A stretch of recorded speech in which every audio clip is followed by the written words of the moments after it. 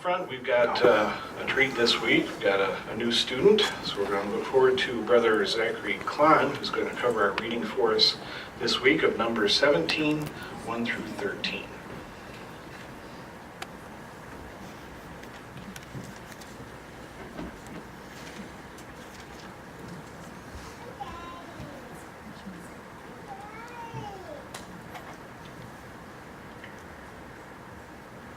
Jehovah now said to Moses, "Speak to the Israelites, and take from them 1 rod of each paternal house, of each chieftain of each paternal house, 12 rods in all.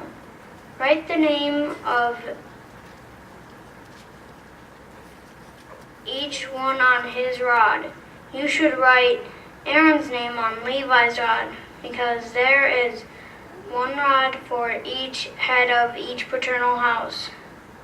Deposit the rods in the tent of meetings before the testimony where I regularly present myself to you.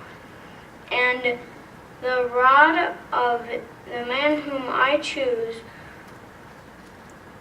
will bud, and I will put a stop to the murmuring of the Israelites against me, which they are also murmuring against you." So Moses spoke to the Israelites, and all their chieftains gave him rods, a rod for each chieftain of each paternal house, 12 rods. And Aaron's rod was amongst their rods. Then Moses deposited the rods before Jehovah in the tent of the testimony. On the next day, when Moses went into the tent of the testimony, look, Aaron's rod of the house of Levi had budded and was bringing forth buds and blossoming flowers and bearing ripe almonds. Moses then brought out all the rods of before Jehovah to the people of Israel. They looked at them, and each man took his own rod.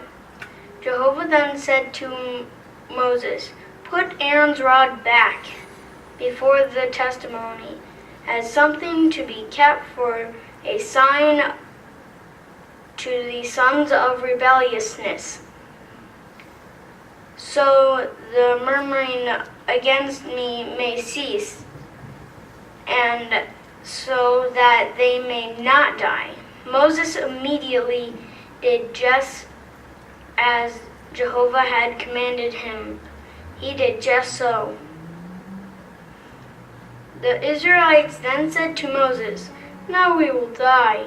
Now we will surely perish. We are all going to perish. Anyone who even comes close to Jehovah's tabernacle will die.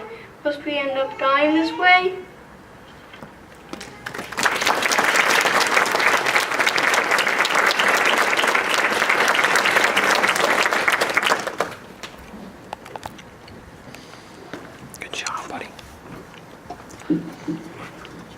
Thank you for that reading, Zachary. You did a very fine job with that material. It was a little challenging, but you handled it very nicely. Obviously, you had some good practice for that. That's very good. Good quality you have. If your friends would like to look on page 83 of our PE books, this is our study number 1, accurate reading.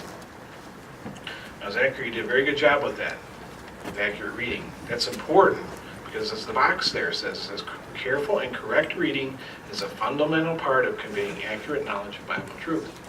And the way you read that, because of the accuracy, following the words, not getting mixed up, putting words that aren't really there, things like that.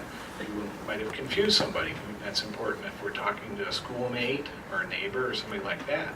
So you did a very good job with that, reading accurately, getting that information out, and I really appreciated also the tone and inflection you put into the words as well. Put some real feeling into that, and that's very important. So Did a very nice job, and we'll look forward to your next talk, okay? All right, very good.